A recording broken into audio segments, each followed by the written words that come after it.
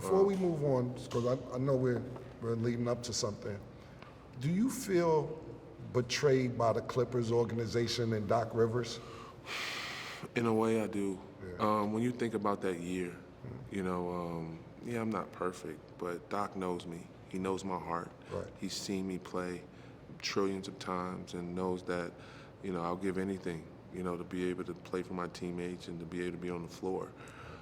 But that year, Houston, you know, he takes me out the game, and, you know, it's heated. I say, Doc, what you brought me here, man? Like, I'm on the ball. Right. Like, I'm trying to play. He looks at me and says, go to the back. Just go to, like, at first I didn't want to move. I said, I'm not going nowhere. Right. I'm under my vest. I'm like, I'm not going nowhere. You're not about to kick me off. Right. And then when he got the security to, like, come on, Glenn, in the middle of a game, But sending you to the end of the bench and sending you back to the sending locker me room. in the locker room during the game Go ahead, I'm sorry. for coming off the court and saying, hey, Doc, what you brought me here for, man? I want a ball. I want to, come on, man, let me eat. Right. He knew that's how I was when I was a rookie. That's, you know. It's your personality and yeah, your and drive. so, yeah, he kicked me off. So I knew, you know, it wasn't the same Doc. You know, I knew I've came to a situation where, you know, Doc, you know, has a different role and has more pressure on him, and now he is trying to save his own, you know? Basically, save his ass. Save pause. his own ass. Right. You know what I mean? You know, you think about it, like, you know, the things that he was doing. You know what I mean? I think he was all doing it for himself. Like, Because he wasn't just the coach, he's the GM as well. yeah, it was the president at the time. President, okay. And you know, when you're the president, you can go sign your son. And give him millions of dollars that he might not Yeah, deserve. so he was doing anything he wanted. He liked Spencer Halls because, you know, Yeah, Doc yeah. liked white guys. You know, he loved them. You know, I know sad he liked black guys too, but a white guy that can shoot and You saying he cool with black guys, but he love him some white guys. That's yeah, what he you're trying loved to them say. white. Yeah. A coon, you calling him? Low key, A low-key coon. low key. Okay. Yeah, Uncle Tom, low key. tap dance nigga. Ta-da. That's what you saying. A little bit. Okay. Yeah. Now, are you blaming him as well for not having the team doctors diagnose you with this broken foot? Because, you know, and I know we've been speaking, but we haven't spoke a lot about it, but you were telling me during the games that they might have shot you up. And Yeah, like- so when I broke my foot, they didn't tell when I did that. They didn't tell me, "Hey, your foot's broken," right? And so I figured, hey, you know, it's kind of sore. Let me shoot it up then if it's not broken, you know. But it was broken, and I was shooting it up, and I didn't know it was broken. Right. So that alone is gonna. You're trying to fucking play. it up more.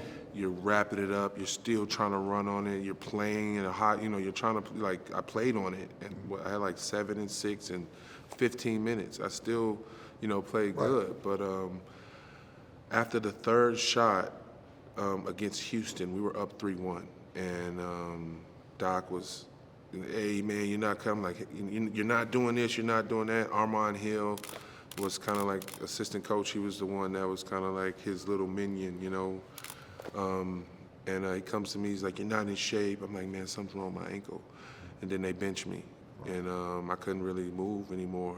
And then we end up, it was 3-1, and we end up losing the series. Wow. So he's upset, you know what I mean? So, you know, he's not focused on me, a free agent that he's like, I'm not bringing him back no more, you know what I mean? Right. So it's just like he wasn't focused on that. So am I disappointed a little bit? Yeah, I am, because, you know, I never left him at the altar. Right. You know, Gotcha. since a rookie, I was there. You know, I was And the when he only, called you to get ready? I was the you only go for rookie it? there. I was a rookie on that team for 3 years because everybody else was getting cut, you know, or not playing anymore. You know, me and Avery Bradley are the only ones that stayed because, you know, we had a light. You know, we had some talent. So I do feel some way. You know, I wish they could have gave me that option. Right? Hey, it's broke. Right. Don't play on it. Gotcha. Get surgery. Right. Get ready for next year. Right. You know, but it didn't happen like that. Yeah, I didn't want to skip over the Clippers situation and Doc Rivers because it seemed like we were going more into the story. Where I interrupted you at, you were telling me that when all this was going on, your agent's brother had just passed away.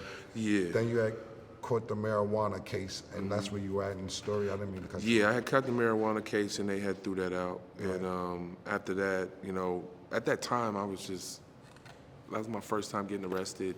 I was going through a real spiral, like, as far as just depression. Right. The next month, I'm leaving the club, and some guy's banging on my window because I'm trying to make a left turn. He's trying to cross the street, but he's like in the middle of the street, but it was my turn to go. And so I end up trying to like dodge a cone, but he ends up like banging on my window. I'm like, what the hell? I get out, push him. He breaks his face on the concrete. After you pushed him? After I pushed him, he drunk. Yeah. Like through the roof. Don't act like you a regular nigga pushing me. I know. I pushed the man and he broke his face. Big, yeah. And then you pushed the nigga and they broke their face. Yeah. Without even punching them. Without even punching That's him. wild. That's wild. So what? I'm sorry. I'm just trying to. So all that stuff is happening. Right. Is he suing you because of this? Yeah, I got sued too. Okay. Yeah, I get sued, and now my second time getting arrested. Now I'm on probation, and trying to figure things out, and at the same time trying to figure out my acting career, and I'm in the music industry with my artists and stuff like that, trying to get, open doors like that. I'm just super depressed, man. Right. I didn't end my career like I wanted to. And Did you know you were depressed, or no? You didn't know? I had no idea. Right. Smoking weed all day and being who I was, everybody is accepting. Like, right. It's easy to lock, because, oh, you big baby, and so I never got a chance to truly like heal. It was more like on to the next person in my life, like instead of like healing, So after I go through all that, as the assault case comes, trying to find space, and then I start the big three. And as I start the big three, I get more. And when we talk about the big three, just for the audience, Ice Cube's league. Yeah, Ice Cube's league. The big league. So you end up playing in the big three. Yeah. So I start getting ready. Okay. So I started to go to physical therapy, working out, trying to get right. And at the time I was at Impact Sports. Okay. And so that was a pivotal point because I'm finding myself again. Oh, big baby, so. But basketball, so it kind of gave me some, a little love, and that's when I run into this big case. Gotcha. That's what happens when I get to the big three. That's what all this, this crazy stuff with the NBA healthcare starts coming. 1 second. We'll be right back with Glen Davis. Welcome to Fleeland. Today's show is sponsored by Underdog Fantasy. The app's a cool way to make some cash while placing money on some of your favorite players. The app's available in over 30 states, Florida, California, Texas, New York, just to name a few. Make sure you download the app and they'll match your deposit up to $100. Also, today's show is sponsored by Pink Horsepower. If you feeling like a freak, want to get them sheets and hit some cheeks, make sure you go to pinkhorsepower.net. I'm not only the CEO, I'm a client. And we're back with Glen Big Baby Davis. So you were saying that you was at the big three and they came. Who are they? The doctor that was advising me about my injury and the physical therapy. At the big three, we had a lot of physical therapists, right? Because players would bring physical therapists to help us get ready for the game, do any physical therapy, just communicate with us on how to get past the injury or get stronger. And so, the doctor recruited me at the big three. And,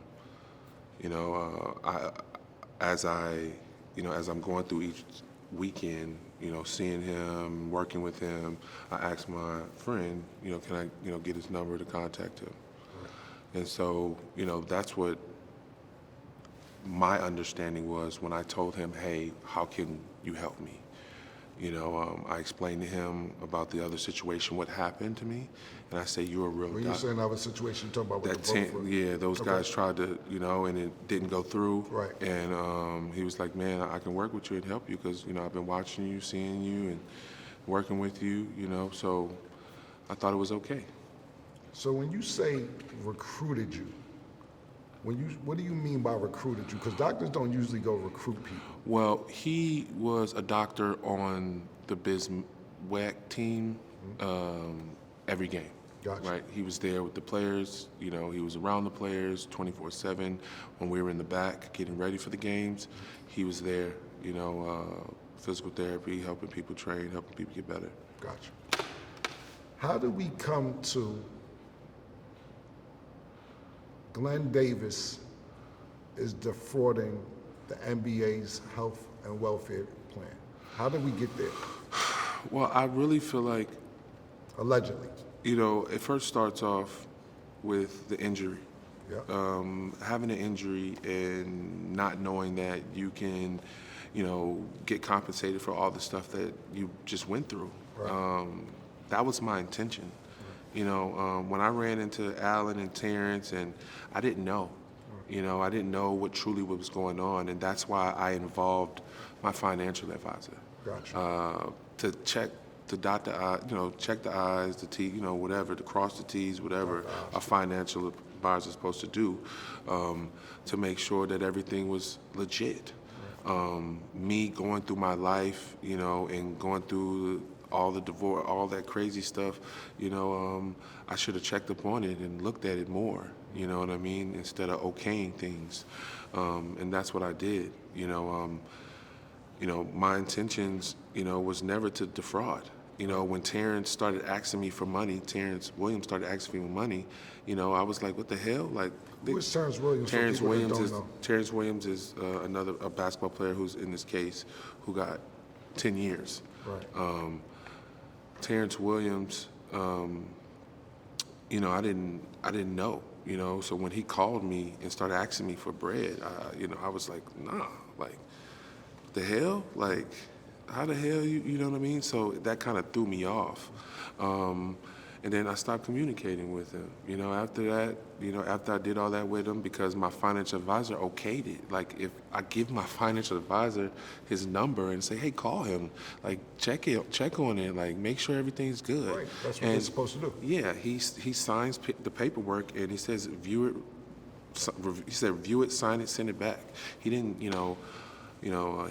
my financial advisor testified and said that on the phone, he told me that it was fishy, and he never told me that, right? Why would you tell me to review it, sign it, send it back in email, and sign everything in it with your handwriting? Right.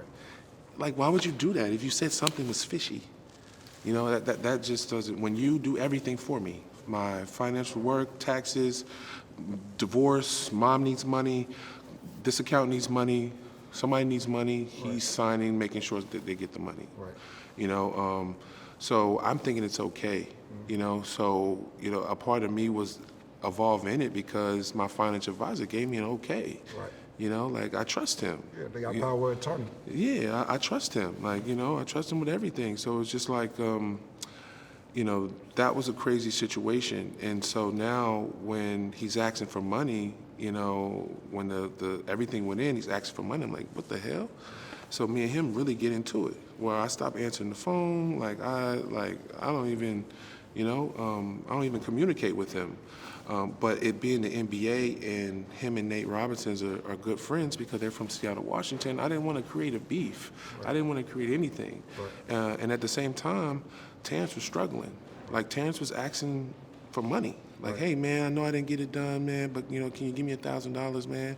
And that's what I gave him. Right. You know what I mean? So, they made it painted like I was paying him to do this and do that, but, like, I gave my information to my advisor. Right. So I had felt like I was okay. Right. Until he started asking me for money. And then the plan manager vetoed the plan. So basically, when everybody puts their login for the get the money, right, there's somebody watching it. Right. That person denied it. So I didn't get no money from Terrence William, Allen Anderson, and that whole situation with my financial advisor, me not paying attention, you know what I mean, and my financial advisor just signing like everything's okay, when really it's not okay, you know what I mean? So, when that situation happened, with Terrence, like I bagged up, and I don't get no money, and then now, I'm at the big three working out, and I'm remembering all that, and my friend has his doctor, a real doctor, a guy that I trust, and I get his phone number and ask him, hey, what can I do? Do I have to come to you? My mom stays in Atlanta. He told me, no, you can count the days that you were with the big three and all the work you did there and the stuff that you did. And I was like, do you remember what I did? You know what I mean? He was like, yes. And so then he does the invoices and send me the invoices. So I'm like, okay, this is what I did, and okay, this is perfect. Like, I remember this. And so, I file. He tells me, when the money comes, he's gonna. Real quick, when you're saying what you did and he sends you the invoices, could you be more specific? So basically, you have to kind of sign paperwork, right? And with the paperwork, at this time, it wasn't like, it was just filling in information, and then you have to show the invoices of all the things that you did. Okay. And so. When you say things, like, what do you mean exactly? So basically, like, if you got stem and ice, if you got this type of surgery, you got to put it on Medical. there. Medical. Okay, gotcha. And so, he sent that over, okay, and I thought it was okay. Right. You know what I mean? He told me, hey, what account? I had 3 different accounts, and he asked me, he said, can I, what account you want me to send this to? And I was like, hey, send it to any one of my accounts. And I gave him the accounts to send it to. And so I didn't think I was doing anything wrong. I didn't think I was defrauding, you know what I mean? Because this guy's at the big three, he's watching, he's seeing us all work, we're all working. So everything that you're telling me, just so I'm clear, that in your brain, or realistically, you were doing or went through, you thinking that the invoice are being sent for the stuff that you really had went through. Yeah. And you're saying that the invoices wasn't matching what you went through?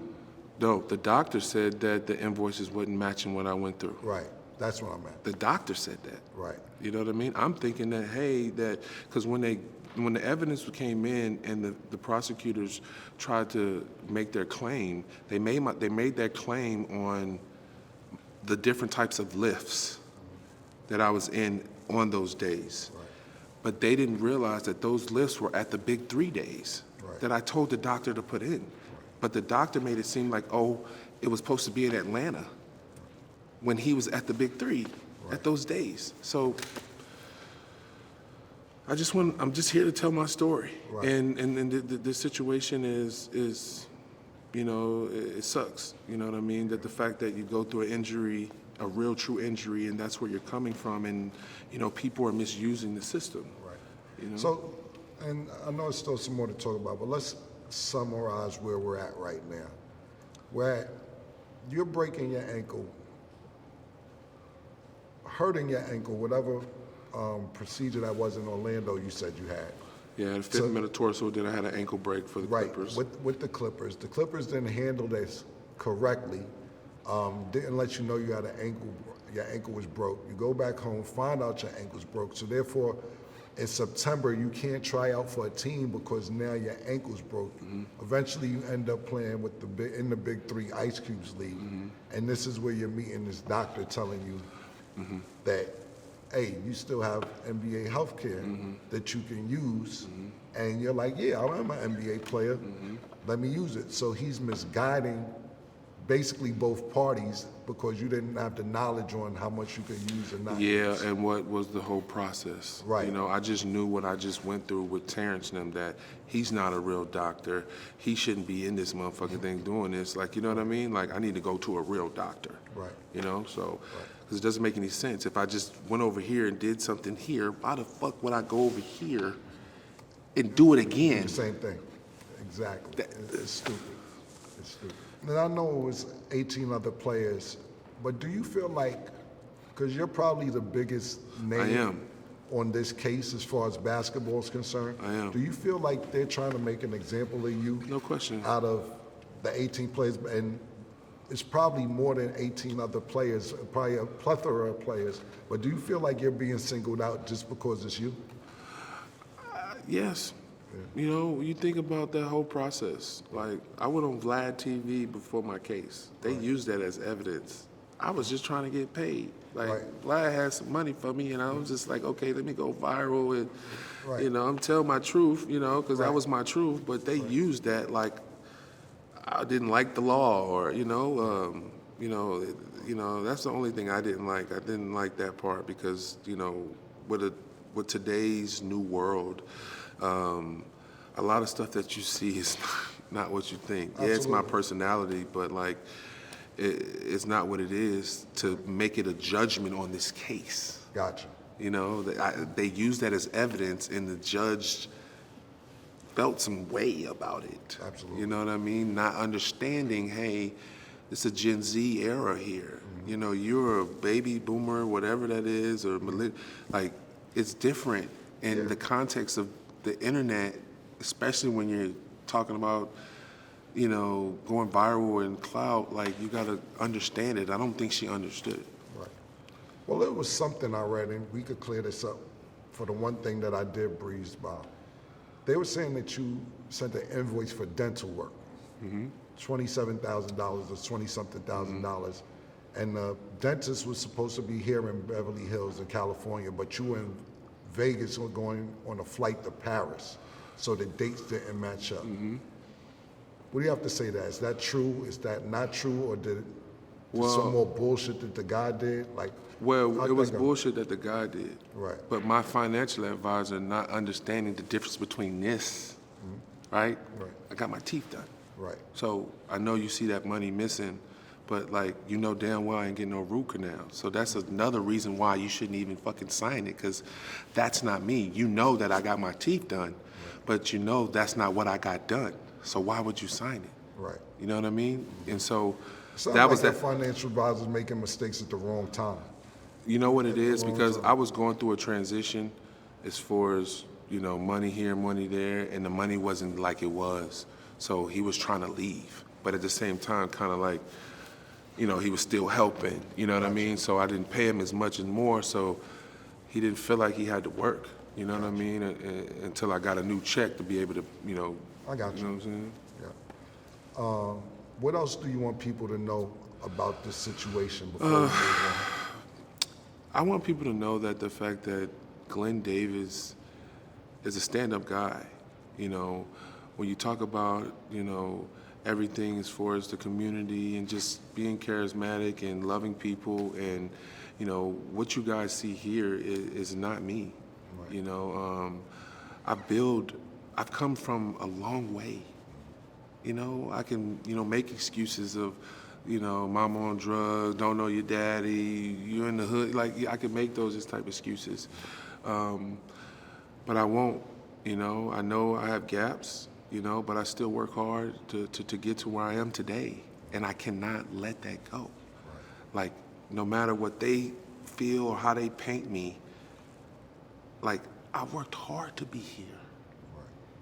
And to be able, and to go to jail for health care when the NBA had negligence don't sit well with me, you know? And so I'm here to tell my story, right? You know, because I haven't got a chance to, right? Everybody's been making their assumptions on every other thing, but they haven't heard from me. Exactly. And I'm the one that got to live with this. You know, when I go sit down and go to jail, I got to go look at them walls and deal with this. Right. And it's unfair. Right. You know, I think it's unfair, you know. And then also I want to be a testimony for athletes and mental illness and bringing a new type of culture. And what I think that should be for us athletes is go to where they are, right? Don't sit and send messages and send brochures through the mail. With us, you have to be hands-on because we don't like to show.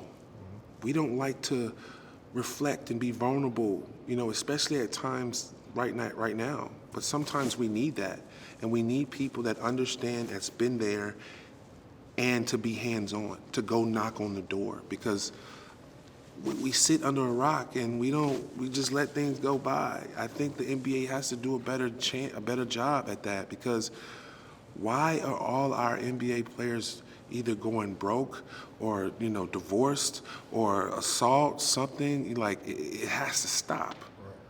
It has to stop. You know what I mean? Like, so I want to stand in the gap for those, because this is a situation that,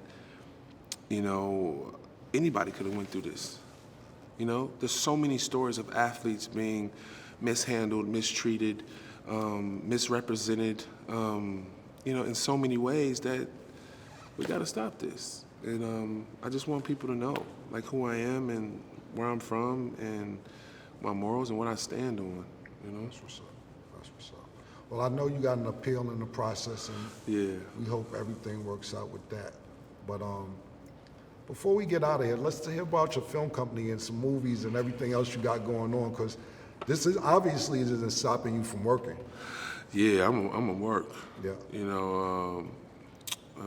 Old timer used to tell me, you gotta work like a slave and think like a master. Right. Let me ask you something before we get into your film company. Were you trolling or you did porn when you finished playing basketball? Now, I really was shooting that shit. You were shooting porn? Like, I was shooting that shit. It's three keys of porn, right? The vagina, you gotta have it all in the same frame. You was in it or you was shooting it? I was shooting it. Okay. I was behind the camera All with the DP. right, cool. No, because I read it, I'm like, I know Big Baby wasn't in the porn. Nah, I didn't drink the pink stuff. Oh yeah, the pink horse. I ain't drink the pink horse. Don't go in without it, pause. But tell us more about your production and your film company. Man, that's where I kind of started at. COVID, I was like, Lord, what am I gonna do? Like, Lord Jesus, So I had a couple friends in production, production company, and I started to go to work. Right. So I started to film and kind of see the OnlyFans world and, work on girls' accounts, have runners on their accounts, and make sure they have content every week, you know what I mean? Coming up with shoots and designs and situations and, treatment and little skits.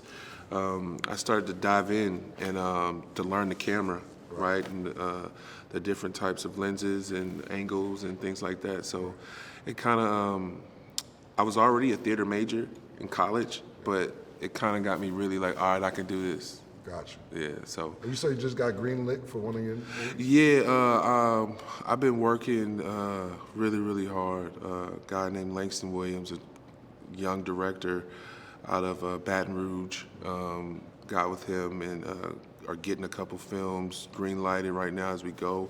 You're gonna see some cool stuff from different type of guys. I got a documentary of the Final Four team that made it after Katrina. Right. That's in the process right now. We got the sizzle reel for that. I'll be able to send you that. I love to create, in the process of making a movie called Saturday. Nice. Right? It's opposite of Opposite of Friday. But we're going to go to New York with it. Okay. So, that's going to be... Up, man. You already did. I'm expensive, but it's all right. We got covered all. Yeah, I'm available. We got covered all. For you, it's always glad, man. Appreciate Glenn, you, man, I appreciate you coming by, sharing your story. I'm happy that we got to hear your story from you. Man. Fuck all the cameras, the lights, I'm your brother. If you ever need me, pause, I'm here, bro. Call me. And hopefully the appeal works out. Thank you, brother. Love you, bro. Love you too, man. Wrapping up Fleeland, my brother right here, Glen Big Baby Davis. Signing off. Such shit.